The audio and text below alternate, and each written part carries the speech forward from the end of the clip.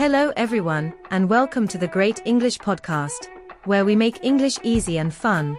I'm your host, Catherine. And I'm Andrew. Today, we will explain 5 useful English words and phrases that can help you express yourself better. We'll explain them simply, give you example dialogues, and chat about each one. Absolutely, Andrew. And remember, we're here to help you build confidence in your English skills. So get a cup of tea and let's get started. Our first phrase today is to figure out. Then we will continue with to take care of, milestone, to be cautious, and the final one is to sort out. Okay, our first phrase today is to figure out. What does it mean, Catherine? To figure out means to understand or solve something after thinking about it. It's like solving a puzzle or finding the answer to a question. For instance, you might figure out how to use a new app on your phone. Exactly. For example, if you're having trouble with a math problem, you might say, I need to figure out how to solve this. Or if you're lost, you might say, let's figure out the directions. That's right. Now, let's listen to our example dialogue to see how it can be used in everyday conversation. I can't seem to figure out how to start this report. Don't worry, Sarah. Let's figure it out together. We can start by making an outline. Good idea. With your help, I'm sure we can figure this out quickly. This dialogue shows how working together can help you figure out a solution. Have you ever had to figure something out, Andrew? Yes, I have. I once had to figure out how to assemble a piece of furniture without any instructions. It took a while, but I eventually managed it. How about you, Catherine? I'm similar. I had to figure out a new software program at work. It was challenging, but after some trial and error, I figured it out. Great examples. Remember, listeners, taking the time to figure things out can help you learn and grow. Sometimes, the process of figuring something out can teach you more than the actual solution.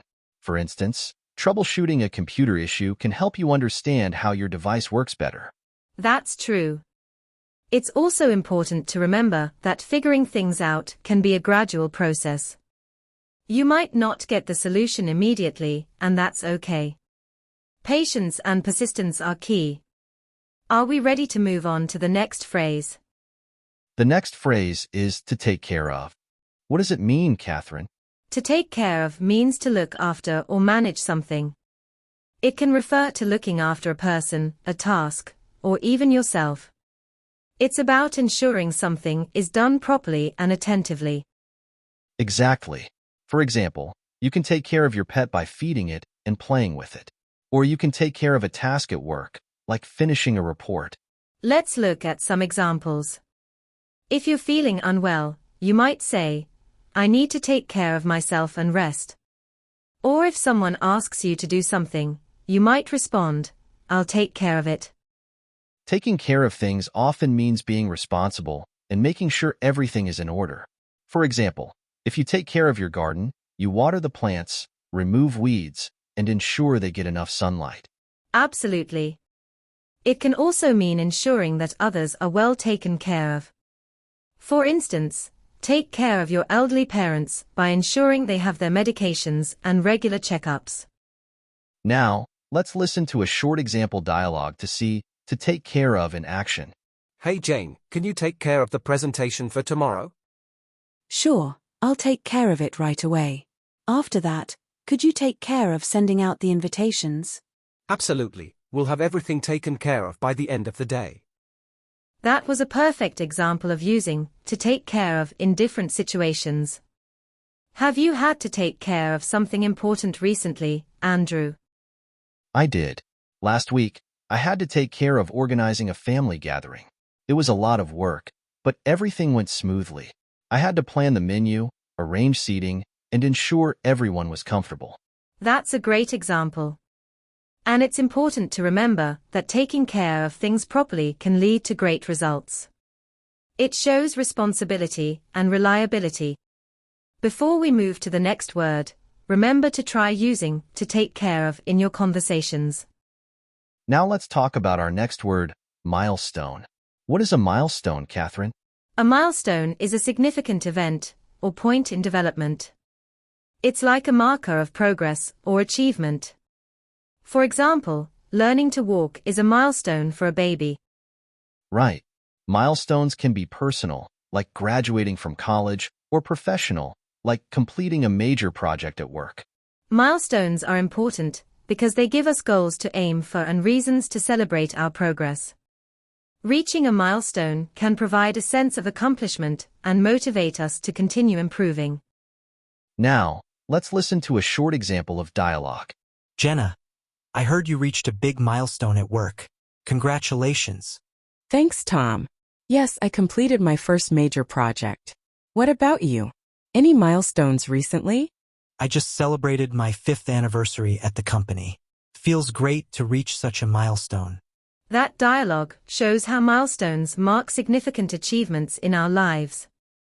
Do you have any personal milestones you're proud of, Andrew? Yes, I do.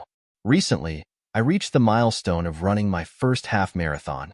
It was a challenging but rewarding experience. Training for it took a lot of dedication and effort, but crossing the finish line made it all worth it. That's fantastic, Andrew. Milestones help us recognize our progress and motivate us to keep moving forward. They also give us something to look back on with pride. Listeners, think about the milestones you've achieved and those you're working towards. Our next phrase is to be cautious. What does it mean, Catherine? To be cautious means to be careful to avoid potential problems or dangers. It's about taking care and thinking ahead to stay safe. Exactly. For example, you might be cautious when driving in bad weather or cautious about sharing personal information online. Being cautious often means considering the consequences of your actions and making decisions that minimize risks. Being cautious can also mean being aware of your surroundings and taking steps to protect yourself. For instance, look both ways before crossing the street, or wear a helmet while biking. Let's listen to a short example of dialogue. I'm thinking about investing in that new startup, but I'm not sure. It's good to be cautious. Maybe you should do some more research before making a decision. You're right.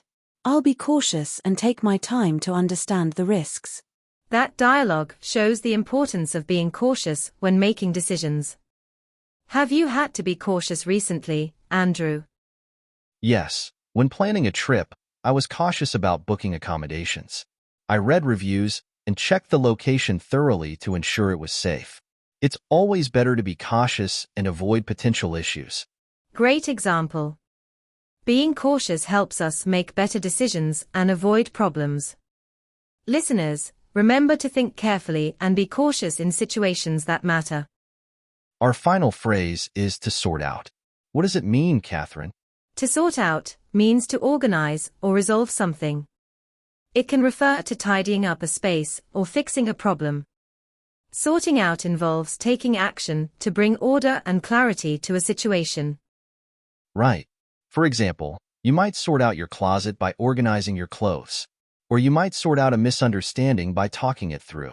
Sorting out can also mean making decisions and taking steps to improve a situation.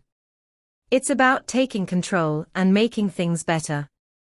Let's listen to an example dialogue. The project files are a mess. We need to sort them out before the meeting. Agreed. Let's sort out the files by category and make everything easier to find. Perfect.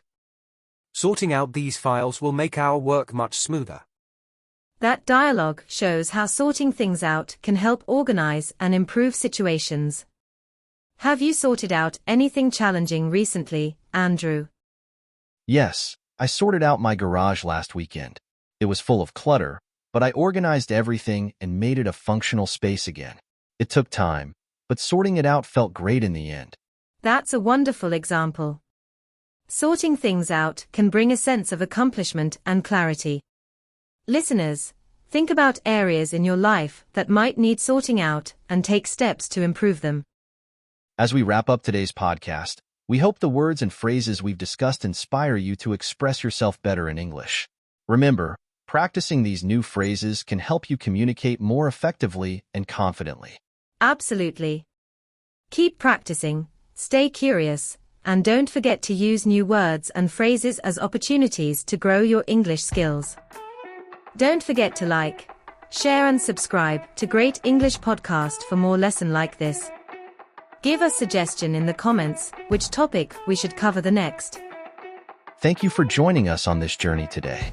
We're excited to see how you use what you've learned. Until next time, goodbye and keep learning. Goodbye, everyone, and keep sorting out your English in the best way possible.